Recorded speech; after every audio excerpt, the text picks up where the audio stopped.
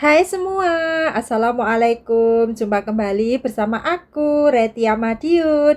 Di videoku kali ini, aku akan sharing tentang pengalamanku baru datang di Hong Kong, 1 bulan di rumah majikan, terinterminate atau putus kontrak dengan majikan. Yuk, simak terus. Jangan lupa station terus.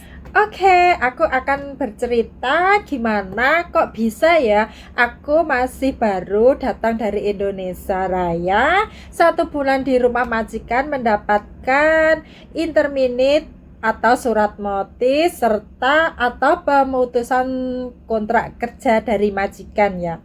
Kok bisa sih? Bisa saja dong. Mungkin itu kesalahanku juga ya dulu pada waktu di PT itu aku kurang mempelajari bahasa Kantonis atau menyepelekan bahasa Kantonis. Maka dari itu, jangan disepelekan ya bahasa Kantonis kalau kalian benar-benar mau bekerja ke Hong Kong itu. Karena belajar bahasa itu sangat penting ya. Karena sehari-hari kita pasti akan menggunakan bahasa Kantonis di rumah majikan. Contohnya aku ini ya. Aku dulu pada waktu interview dengan majikan itu ya, aku bilang bahwa aku itu bisanya bahasa Inggris gitu ya. Dan si majikan bilang, oke, mau mandai, nggak masalah, kamu bisa bahasa Inggris, nggak bisa bahasa Kantonis. Nah, kesalahan aku ya, si majikan udah bilang, oke, nggak bisa bahasa Kantonis, nggak apa-apa, bisanya bahasa Inggris gitu ya. Mungkin aku menyepelekan gitu ya, di PT itu aku nggak begitu belajar bahasa Kantonis. Terus setelah aku terbang dan aku masuk di rumah majikan itu, aku benar-benar kaget banget. Kenapa aku kaget? Aku ngomongnya Inggris, si majikan dia nggak begitu paham apa kata-kata aku dan pokoknya nggak nyambung gitu ya. Ya aku kaget, kok dia nggak nyambung. Katanya pada waktu interview itu dia nggak apa-apa aku ngomong bahasa Inggris, dan ternyata si majikan itu ngomongnya Kantonis. Nah, otomatis aku kan bahasa Kantonisnya bisanya sedikit-dikit. Aku mungkin di PT itu terlalu ngeremehin, ya udah aku nggak belajar deh bahasa Kantonis gitu karena si majikan bisa bahasa Inggris. Nah, kebodohanku itu mungkin di situ ya, aku terlalu meremehkan bahasa Kantonis. Dan setelah masuk di rumah majikan ternyata si majikan itu ngomong Kantonis, aku nggak paham. Dia nyuruh ambilin ini, aku ambilin si B. Dia nyuruh ambilin handuk, aku ambilin pel-pelan gitu ya contohnya. Pokoknya itu nggak nyambung banget ya. Terus si majikan otomatis, karena si majikan aku itu pertama kali itu, si majikan aku itu cerewet banget ya dia.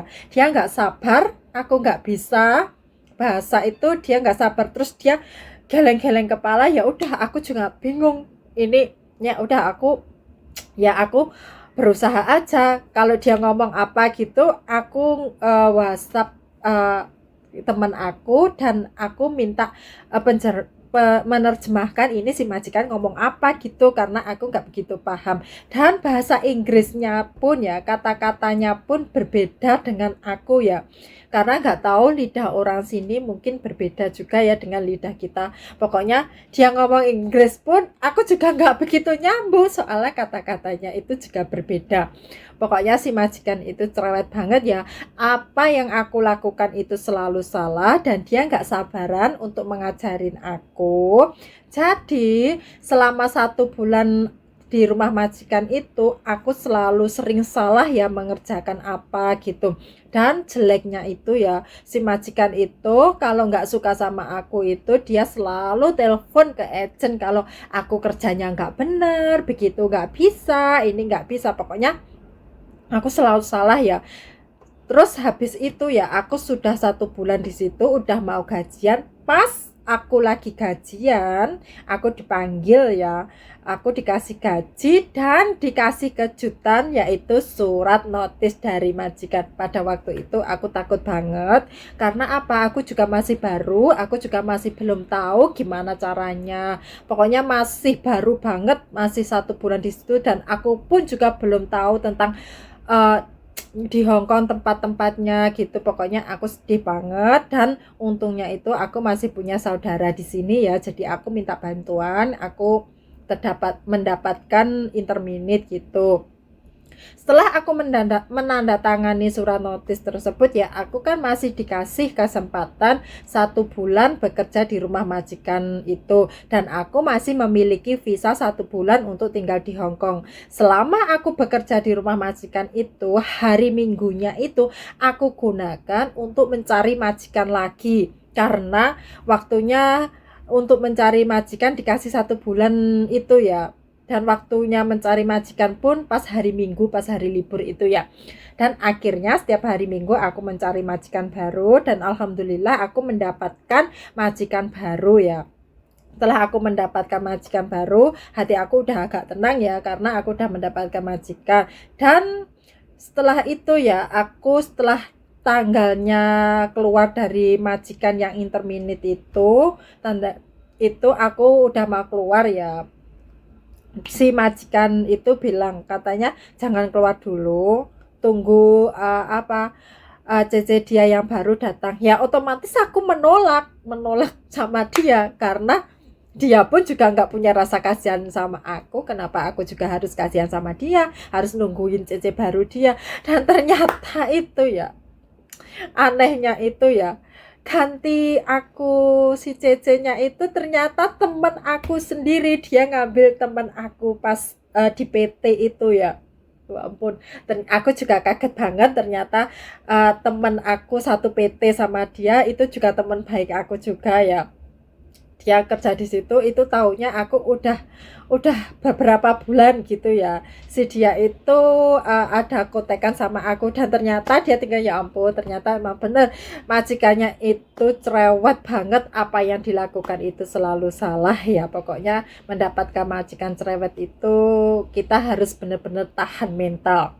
Terus lanjut aku cerita lagi ya. Setelah aku keluar dari majikan itu tadi ya, aku ke agent, tidur di agent beberapa hari gitu ya.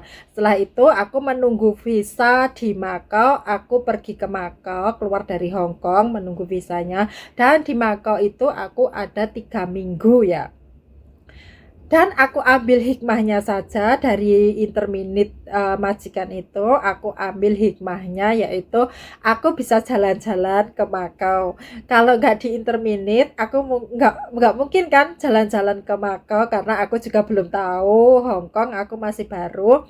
Dan selama di interminate itu kan di Macau 3 minggu itu nggak ada kegiatan, ya udah aku gunakan untuk refreshing gitu ya, istilahnya aku gunakan refreshing di Macau. Dan setelah itu, setelah tiga minggu di Macau itu visa aku turun dan aku kembali ke Hong Kong, langsung masuk majikan baru di situ ya.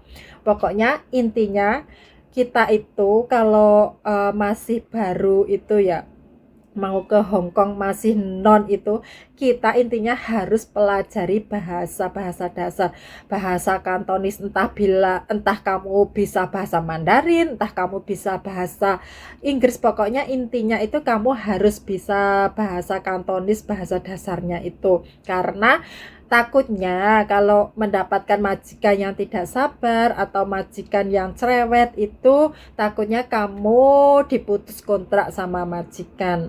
Pokoknya semangat ya yang mau bekerja ke Hong Kong, buat pemula atau non, jangan lupa untuk belajar bahasa. Jangan sampai bernasib kayak aku di interminate majikan karena nggak bisa bahasa Kantonis. Menyedihkan kan, karena baru datang dari Indonesia dan belum punya pengalaman di Hong Kong, udah di interminate itu bener-bener sakit banget, bener-bener takut banget juga. Iya ya.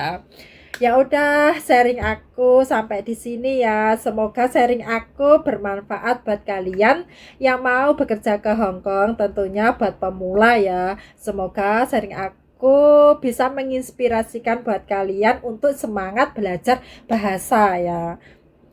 Oke, sampai di sini video aku ya. Jika kalian menyukai video aku, kalian boleh bantu like, komen, dan subscribe. Serta kalian boleh nyalakan loncengnya agar kalian tidak akan pernah ketinggalan di videoku next. Oke, bye-bye. See you next video. Oke.